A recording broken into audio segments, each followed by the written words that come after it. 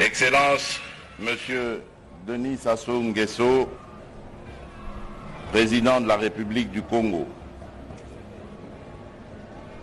Mesdames et Messieurs les représentants des chefs d'État et de gouvernement, Mesdames et Messieurs les ambassadeurs et chefs de mission diplomatique, chère famille Lumumba, distingués invités, mes très chers compatriotes.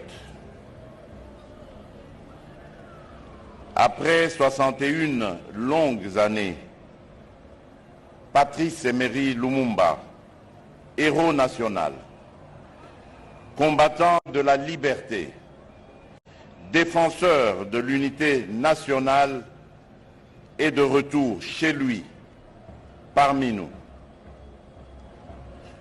Enfin, le peuple congolais peut se faire l'honneur d'offrir une sépulture à son illustre Premier ministre qui n'en avait jamais eu. Ceci, non seulement au mépris de la tradition congolaise qui exige que soient organisés funérailles et deuils rituels pour assurer le passage du défunt dans l'au-delà, mais également de cette croyance qui stipule qu'une âme sans sépulture soit condamnée à une errance sans fin. Ce jour mémorable se veut donc l'épilogue de la très longue démarche du retour de ce père de notre indépendance. Il nous donne enfin l'occasion, en tant que peuple, d'accomplir le devoir que nous prescrivent les traditions millénaires léguées par nos ancêtres et de lever ainsi, en compagnie de la famille Lumumba, ce deuil entamé il y a 61 ans. Ce deuil que nous levons aujourd'hui interpelle la conscience congolaise à saisir le sens de son histoire, à se réconcilier avec elle afin que celle-ci habite le Congo. Excellences, Mesdames et Messieurs, chère famille Lumumba, mes très chers compatriotes, je souhaiterais saisir cette circonstance particulière pour rendre hommage à tous les hommes et à toutes les femmes de bonne volonté qui ont rendu possible la matérialisation de ce moment historique.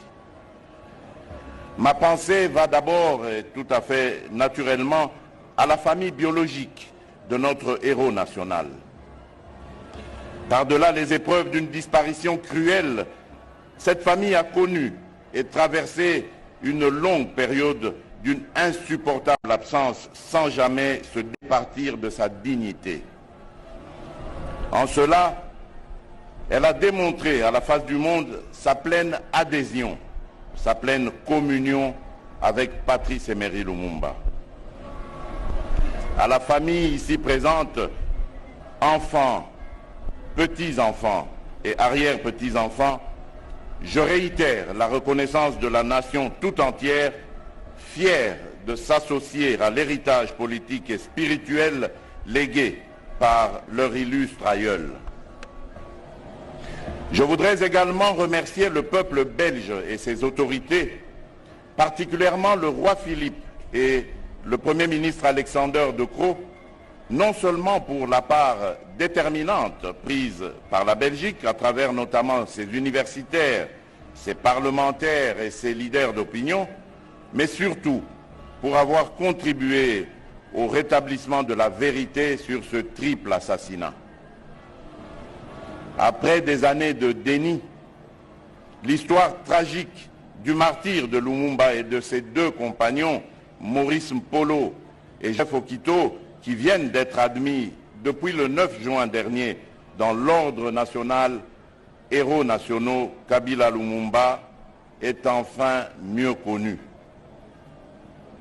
En effet, c'est seulement après avoir dit la vérité, après avoir établi les responsabilités des uns et des autres, que nous pourrons ensemble Congolais et Belges, entamé l'étape déterminante du pardon, de la justice et de la réconciliation véritable et définitive.